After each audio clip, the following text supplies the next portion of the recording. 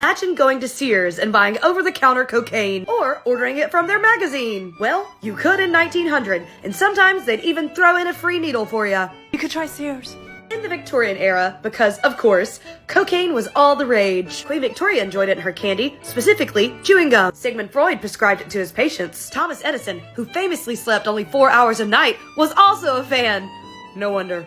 Even Sherlock Holmes was on the yayo. At least Arthur Conan Doyle described him using it, as he himself was a big fan. Coke back then wasn't quite the booger sugar as we know it today. It was way less nosy. We can trace the modern Coke craze back to Vin Mariani, a coca wine which was wine infused with cocaine. It was 11% alcohol with 6.5 milligrams of cocaine per ounce!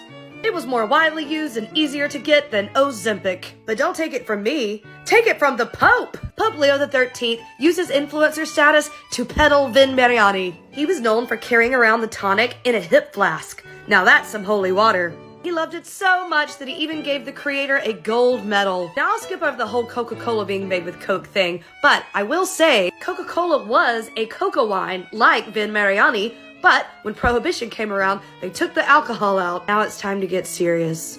Cocaine was even used in medicine and surgery. Good for you and good for Junior. After Albert Niemann extracted cocaine from coca leaves, he did what any scientist should never do.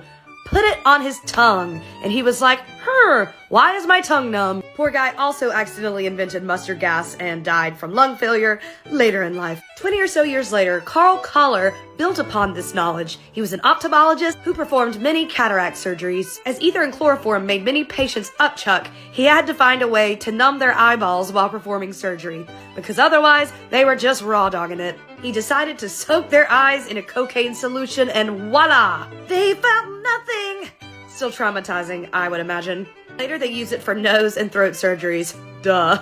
They still use it in some sinus procedures today. Did no one try to stop them? Eventually, but in the 1880s, Surgeon General and neurologist William Hammond said that Coke was just as addicting as tea or coffee, and it was easy to quit cold turkey.